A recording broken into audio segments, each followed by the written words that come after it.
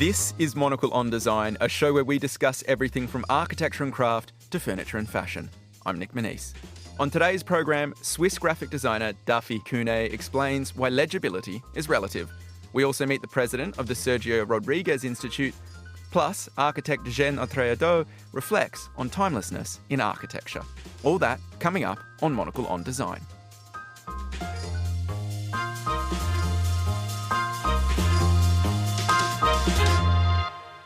Welcome to today's program. I'm joined in the studio by this show's producer, Maylee Evans. Welcome. Thank you very much for having me. Well, let's just dive straight into this. You talked to Dafi Kühne, an amazing graphic designer who I came across him through a story earlier this year, which we published in Monocle magazine, and he works with the traditional letterpress to make contemporary posters and designs. That's what makes him so significant, at least to me, on a whole separate route.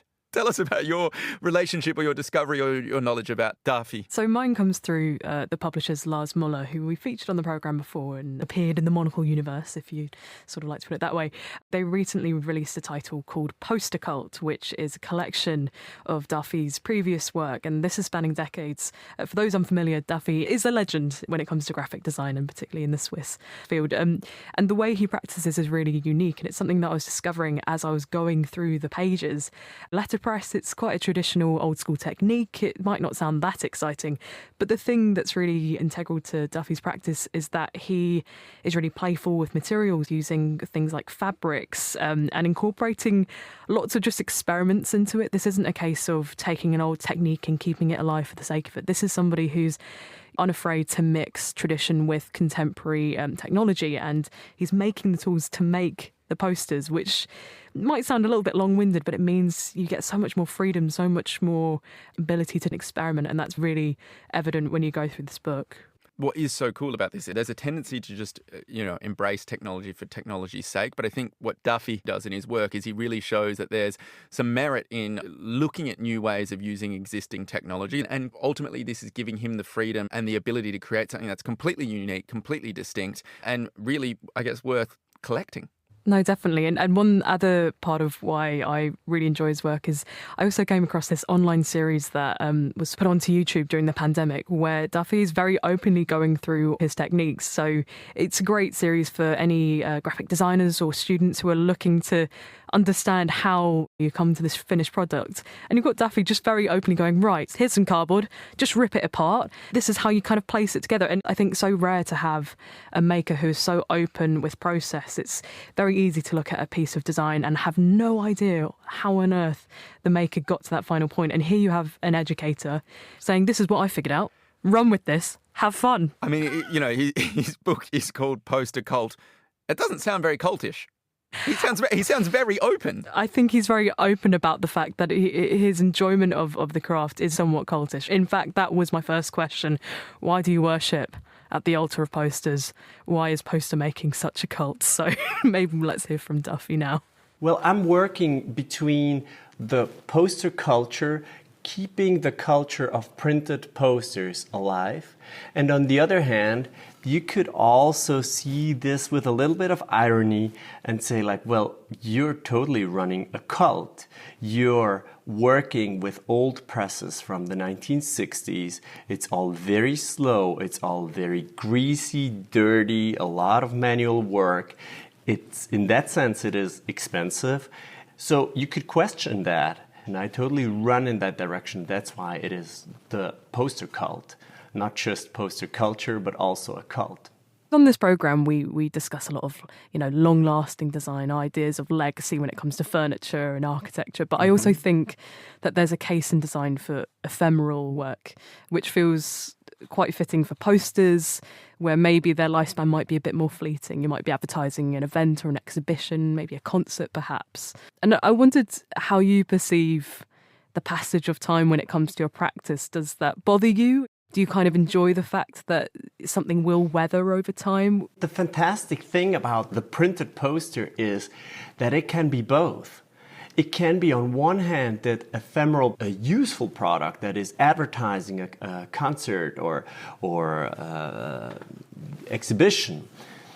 So it lives only for as long as it is up in the streets, and it weathers while it's in the streets. Or maybe there's teenagers that use tagliners and write over my posters, and that's fantastic. Then there's something in between that and the actual collection. So there's people that would buy my posters, hang them up in their kitchen, maybe eat spaghetti with their kids, and then there's spaghetti sauce on the poster, which is also so nice. So it also ages there, but it's already appreciated a little more maybe. There's a third category, which is collectors and public collections that collect my work, put it in between two acid-free sheets of protective, whatever, chipboard or whatever that is, and try and keep that forever. And that's the full spectrum of what a poster can be. And I think what's particularly interesting about the way that you practice is that you're both the designer, typesetter, and printer. You're kind of going between these different roles for every project. It seems to me like material research and making tools is really key to how you work. It's not a case of just using the letterpress as maybe one might expect. You're making tools, you're hand mixing inks, you're carving linos you mentioned. But you've also used things like dried glue, textile fabrics, foil reliefs, plaster, plexiglass. Like these are all quite unusual materials, or ones that you might not expect to come into printing. So I wondered if you could tell me why experimenting with material in this way and even having to make your own tools is something that you find fascinating. The full potential of letterpress printing in the year 2024, 2025, whatever, is in the combination with modern technology, modern materials. If we use letterpress just the way it was used until the commercial seas of letterpress printing, we would just be typesetting straight lines, they're all upright, they're all typeset with metal type. But I don't think graphic design is really there. Graphic design developed much further in the past 40 years. We have the computer, we have many other tools. For me, the combination of the old printing quality, the printing press, the making of the block that can be produced with any technology today, that's the full potential of it. For me, I am not only the designer or the maker of the design file, I'm also the maker of the tool that I print my posters with. So there's a translation from my design that can be produced digitally or analog, or most often it is a combination of digital sketches and analog sketches. And then there's a transformation of this design sketch into a physical form. And making that physical form, I choose the best tools that would reproduce my design idea. And that's why I love doing the full process, from the design sketch to the prints, to the delivery of the prints to my clients. Well, I think the potential is so big in letterpress printing. And for me, I am really interested in poster design. So that's so important. I'm not interested in letterpress printing as is. I'm interested in making great designs, and then I'm using letterpress printing because I love the process so much, and I think the potential in it is huge. So that's why I use letterpress printing. I believe in the brilliance of color, the sharpness, the direct impression principle. That is so much quality in it. So I don't think the simple reproduction of what letterpress printing could have been 50 or 100 years ago is what I am interested in. There's a lot of practitioners that do that, and that's great. But for me, it's much more in where can we push it today? And with the developments of the past 40 years, the potential is huge. Because all the tools that we have right now that we didn't have in the 1980s, they are available now, and they are so helpful for making letterpress forms, so helpful to develop great designs also. And I wanted to ask you about, I guess, the development process. So how the role of words comes into it. And in the book, there's this phrase, legibility is relative. And I wondered if you could sort of explain that thought, because often people, for a poster, you want things to be clear, concise, but why is that maybe not the most important thing for you? Legibility is always relative in the sense of it is always targeted for a specific audience. If I am advertising a punk show, the words that I'm using on this typographic posters, where I want to give the viewer the feeling of this is punk music that I'm talking about, the words that I choose for that poster are different than the words that I would choose for a poster advertising a Sunday morning classical music show. The audience that is possibly attracted by the punk show poster, they use different language than the people that visit the Sunday morning show. We never exclude anybody. It's not about the people that are unexpected to a punk show are not welcome. Of course they are welcome. Of course they're welcome to enjoy my poster. But I don't need to talk to my mother when I'm making a poster for a punk show. I need to talk to the people that love loud, wild music, probably at night, most often. That's very specific. Idea that a poster needs to be legible within or understandable within a fraction of a second is very antiquated. It's that idea that you need to look at a poster and understand it from when you're in a car driving by. That's not happening. It's more important that I get attracted by the visuals. I can read some things, but I don't understand it in a fraction of a second, but I need to be able to read it within, let's say, 10 seconds. This poster I will remember for sure. The poster that I can read while I'm sitting in a car driving by somewhere is not the poster that I will remember forever.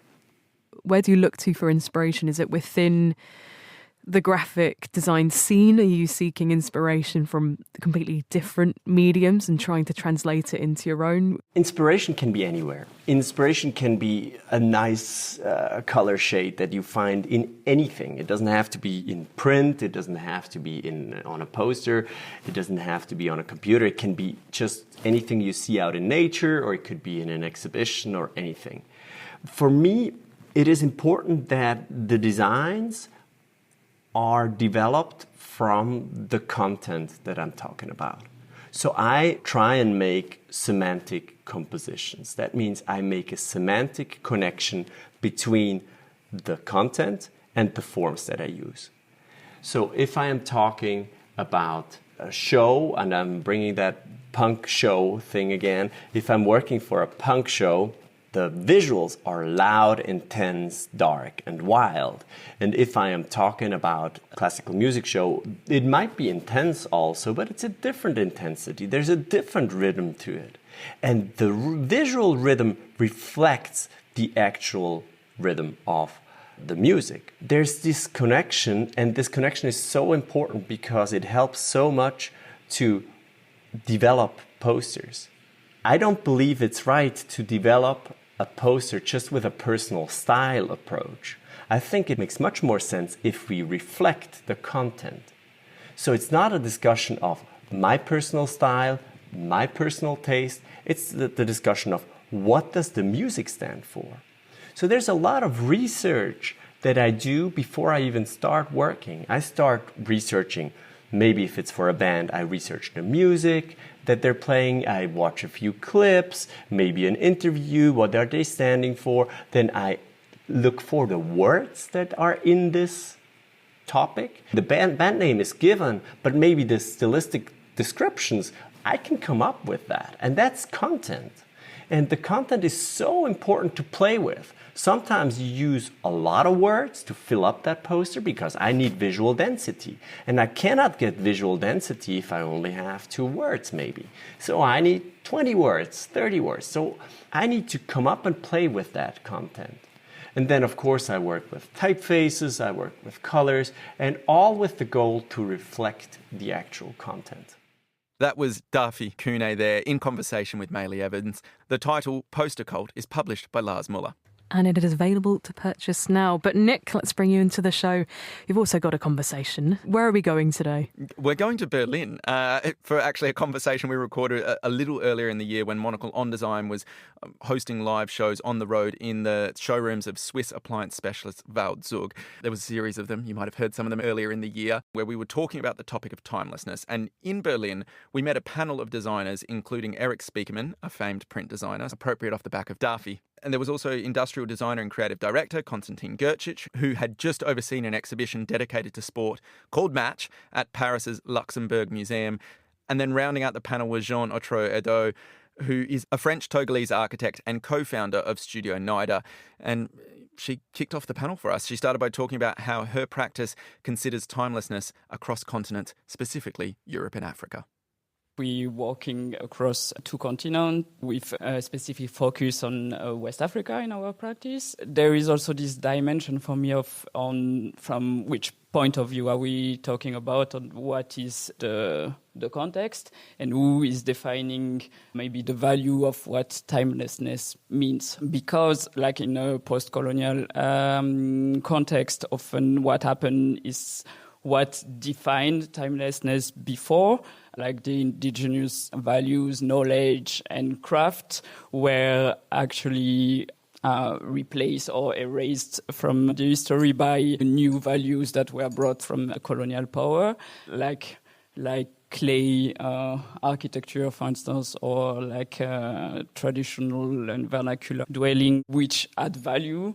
Like there was certainly something old, out of fashion, or something that wasn't representing modernity. Talking about architecture, that's just sort of like a given, appropriate for a place, responding to it in terms of materials, in terms of design. Is that exactly? Yeah. Like a local architecture, like through colonial times was erased, and now I think we're seeing a new trend where we like actually understanding the value of this knowledge and this architecture, and we trying to revisit it to create contemporary architecture that will feel like maybe it was always there, like maybe that's something. But what gives it that feeling? Is it the materials? Is it the construction methods? Is it the values behind it? The reference to historical knowledge and how it can be used in a contemporary way and how it can inform a future. Konstantin, in working on this exhibition, you mentioned you found some amazing things that were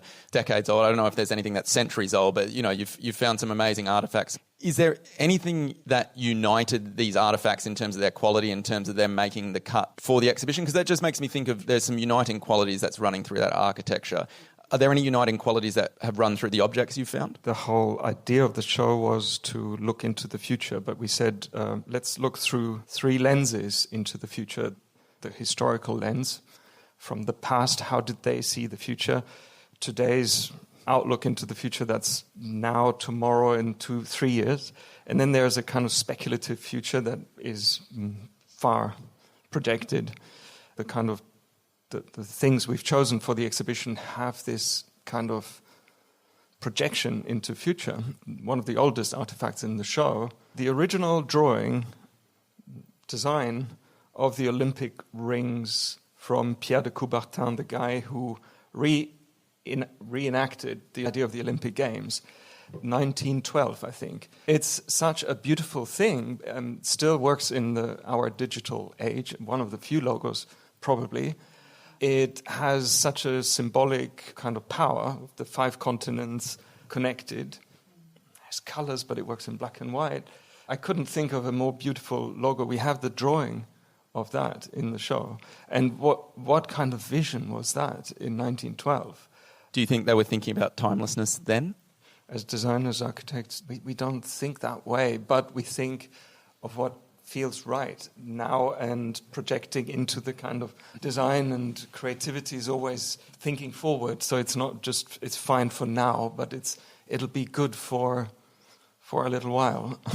No, of course you can't design for timelessness, for Christ's sake. The only way you could do it by not design, really. But there are people who set out, I get this from students and colleagues, I wanted this to be timeless. No, you can't make it timeless. You have to be of its time, of its material, solve the problem at hand. And if you're very lucky, and if you have a great idea and you do it well, the 5 rings, the way they lock is quite complicated because they don't all lock the same way. It's quite clever. What could be nicer than five rings?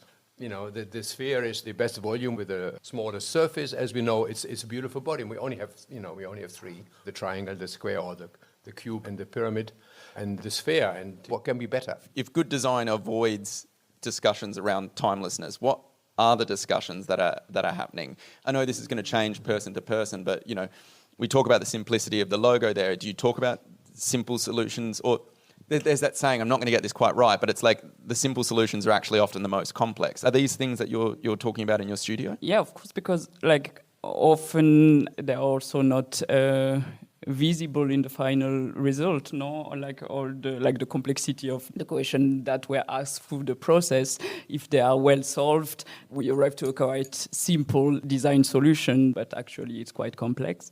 One question that we also always raise is the relation of the built form and the technology, because as architect we try to not design for trends, or we try to design for a bigger lifespan or for longevity. The build form can be adaptable, can be complementary with new technology, but will not depend of the technology. We try to work a lot with natural ventilation and climate solutions that do not depend on AC or on technology, which was not always the case for instance, in tropical modernism. Sometimes solutions were just brought and buildings will not be livable without the technology, and then we don't know what to do with them now. My thanks to Eric Spiekermann, Konstantin Gercic and Jeanne Autran-Edorh.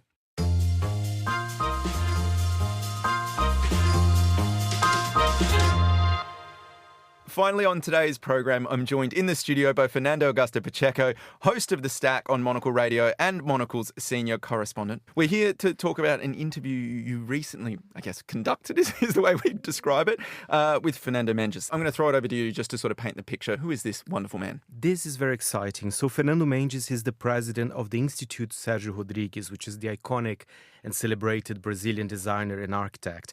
And Fernando Mendes is also the creative director of the brand, which still exists to this day. And Nick, the power of Sergio Rodrigues is still felt in Brazil so much.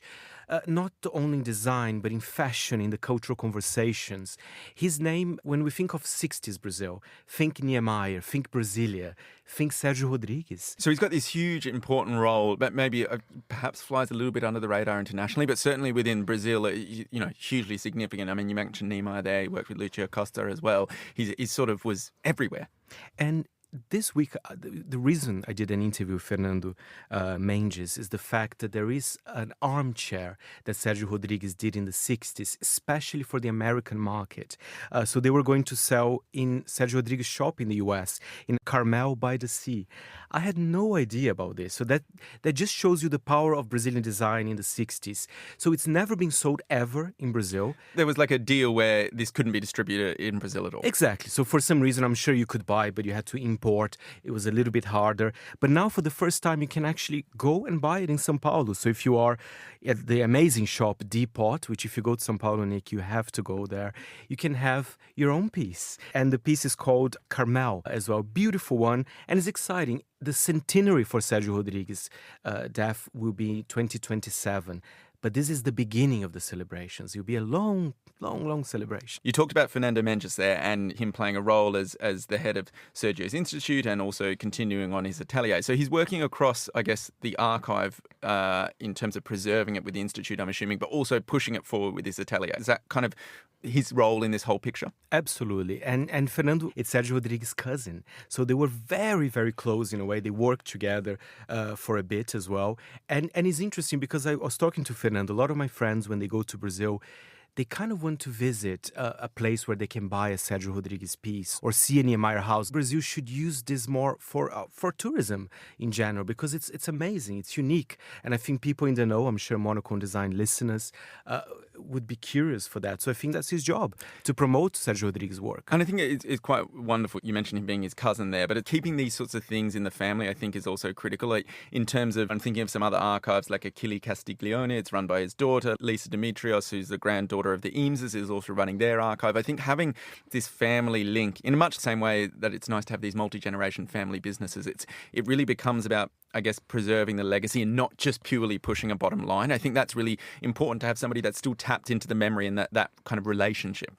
Absolutely. And I think preserving the legacy is so important, because in so many countries, sometimes things get forgotten or buildings are demolished. But thankfully, I don't think that's the case with Sergio Rodrigues, because, Nick, I think I told you about this shirt before. I'm wearing, accidentally almost, a t-shirt. Almost. Inspired by Sergio Rodrigues. So there's this beautiful embroidery of Sergio Rodrigues, I think having a little bit of a nap. There was a special collection by Hundred. And when I interviewed Fernando Mendes, he was also wearing a shirt from the same collection. Amazing. So let's dive into the archive, your chat with Fernando Mendes on everything about Sergio Rodrigues. In 1966, he was invited by through American businessmen to have a store in Carmel, in California.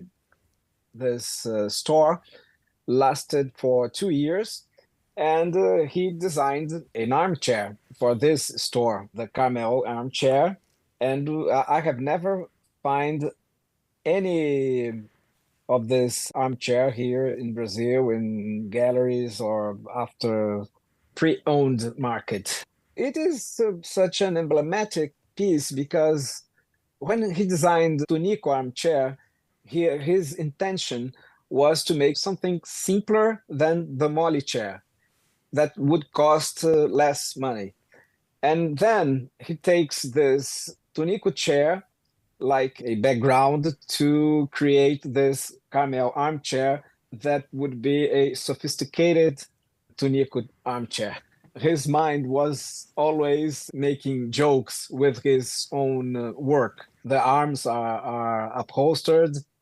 There is this typical red rest on his armchairs, and it's very comfortable. And I think it is sophisticated in a simple way. It looks great, as every piece by Rodrigues. And if people are interested actually to see the armchair, or perhaps even to buy it, can they do it via the Sergio Rodrigues Atelier website? Or I believe Depot in São Paulo is also selling it, right?